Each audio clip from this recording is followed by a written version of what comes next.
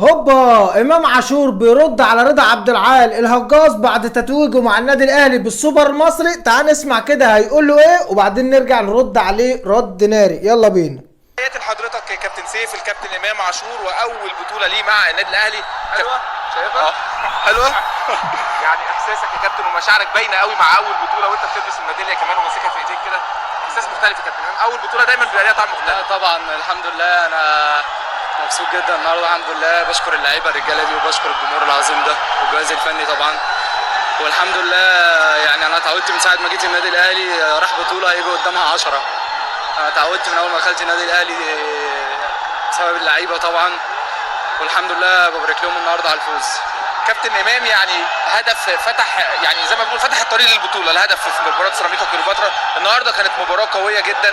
يعني شفت اجواء البطوله كاس السوبر ازاي بشكل عام؟ كاس والله الحمد لله انا زي ما قلت لك احنا الحمد لله بنجتهد والتوفيق ده من عند ربنا الحمد لله. وعندي بس رساله للشماتين، الشماتين عايزهم يهدوا شويه. يعني في ناس كده انا كده مش متابع والله، يعني انا مش متابع، انا مركز في شغلي. ولولا النادي الاهلي في سيستم انا كنت رديت على الناس، يعني كنت رديت على في واحد شخص كده اكيد انتوا عارفينه هجاص، هو هجاص بيرمي اي حاجه. حابب اقول له النهارده اول بطوله ليا واخد ثالث كاس عالم. الحمد لله الحمد لله، الف مبروك للنادي الاهلي. اتاقلمت ودخلت الاجواء مع النادي الاهلي ورسالتك لجماهير النادي الاهلي النهارده؟ لا الجمهور طبعا سند لينا.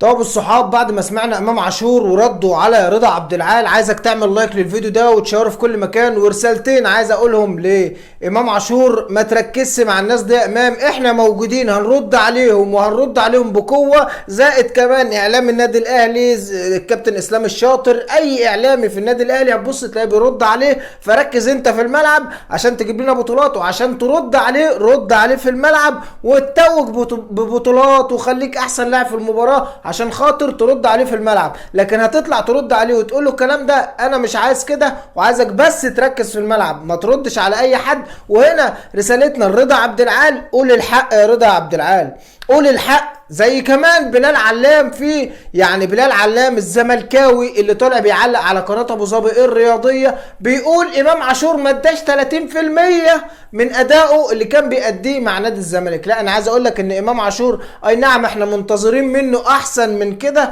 لكن انا بقول لك امام عاشور كويس في الملعب. امام عاشور خد احسن لاعب في كاس العالم للانديه. امام عاشور كل الناس مركزه معاه لان الصفقه دي كانت حرفيا في منتصف الجبهه بالنسبه لجماهير الزمالك وبالنسبه لاداره نادي الزمالك. انا عايزك تدعم الفيديو ده عشان خاطر يوصل لناس كتير وعشان خاطر الناس تعرف حقيقه الموضوع، وان امام عاشور نتش واحده في منتصف الجبهه لرضا عبد العال على الهواء بعد فوزه باول بطوله كاس سوبر مصري مع النادي الاهلي. شكرا لكل الناس حبايب قلبي.